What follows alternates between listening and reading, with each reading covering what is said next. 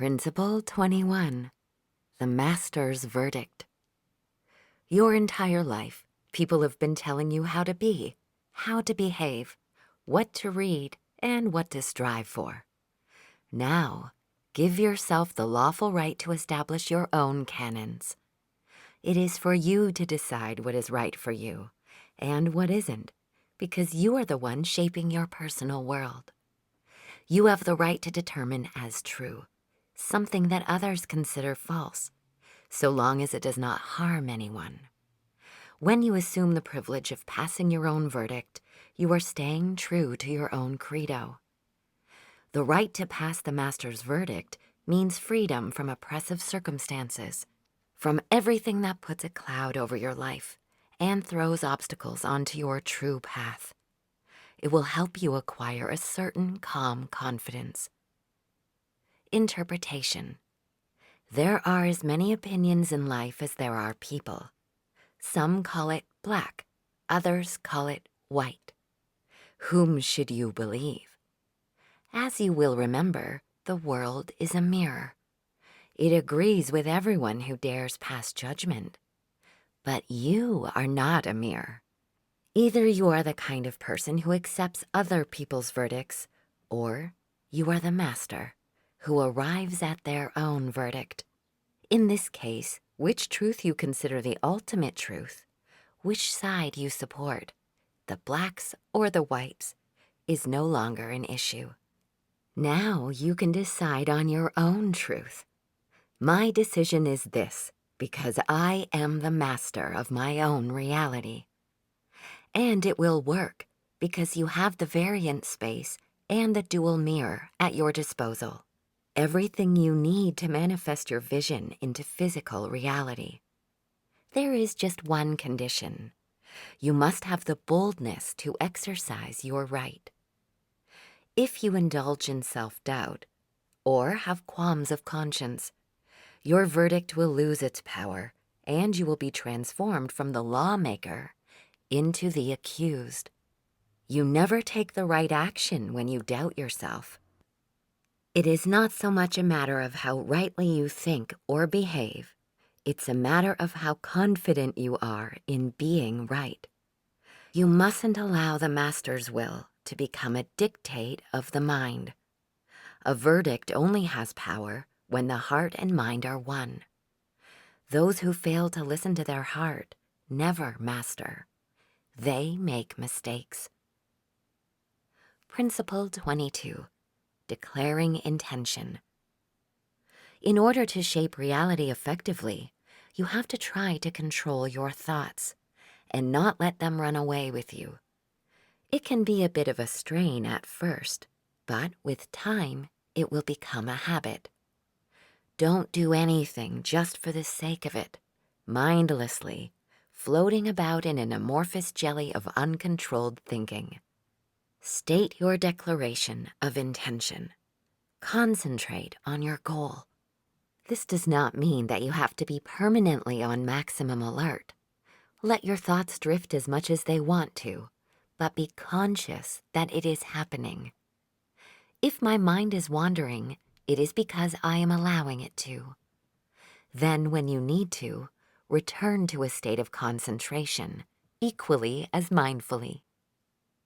Interpretation. Usually the thought mixer works by itself. Ideas emerge and fade uncontrollably, and thoughts jump from one theme to the next. The mind kicks just like a baby. So what's the lesson in all this? If you want to create your own reality quickly and effectively, train yourself to say your thought forms to yourself. From time to time, throughout the day, repeating the narrative for what you want to achieve. It is a good idea to keep your main goal constantly in the back of your mind. By speaking your declaration aloud, you set the course of your intention. For example, adopt the habit of spending a few minutes each day affirming the following thought. My brain is fitted with a self-development program. It is constantly developing and perfecting itself. New connections are being made between the left and right hemispheres. Both hemispheres work sharply, coherently, and synchronously. I have an incredible mind. Incredible ideas come to me. I think outside of the box. My brain's reserves are contributing to this work. My brain is 90% active. I have a fine intellect, and it is becoming more powerful every day. I solve problems easily. My awareness is becoming clearer. Everything is transparent and simple. I understand things clearly and express myself clearly. You can create similar affirmations of your own and repeat them at a set time, after you take a shower, or once you've done your workout, etc. Imagine, and it will come into being. Principle 23. Resolve to act. If there is something you need or want, do not waste energy procrastinating over it. Just take what is yours as if you had received a card from the post office asking you to collect a parcel. You have to intend rather than deliberate. If what you need right now is a bus, a parking spot, a purchase, a document, an exam, an interview, a meeting, anything, do not just think about it. Go out and get it. Let go of worrying thoughts such as, but is it possible? How will I do it? Where will I find it? Ditch all anxiety, hope, and desire until all that you have left is a calm confidence.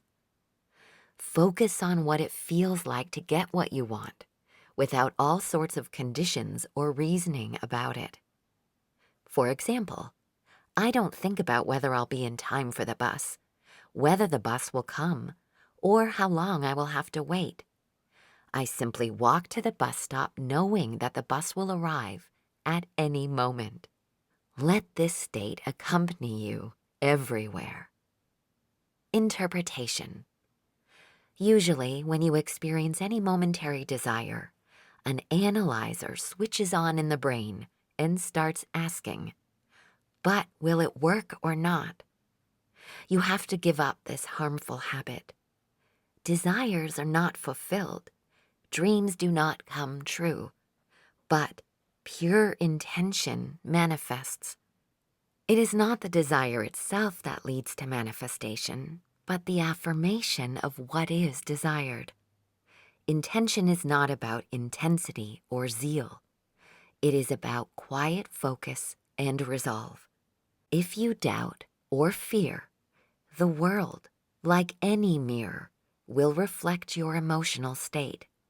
And as a result, nothing will come of what you wanted. Whatever you do, do it with confidence. There is always a possibility of failure. However, your chances of success are greatly increased when you aren't wavering. What do you have to lose by letting go of doubt? If it works out, then great. And if it doesn't, it's not the end of the world. Support can be found in the principle of coordinating intention. If you turn your thoughts concerning a seemingly negative event into positive thoughts, then that is exactly what the event will be. Think of consciously controlling your resolve to act as if you were directly controlling your measure of good luck. Principle 24. Resolve to have. When there is not a single shadow of doubt, desire, or fear in your mind, just the quiet resolve to have, then the impossible becomes possible. You can pass an exam without knowing the subject, sail through the most grueling of interviews, secure a super lucrative contract, win a hopeless case, and charm people you never dared dream would be in your league. Let go of the desire to achieve your goal. Be dispassionate, like a samurai who lives as if his body were already dead.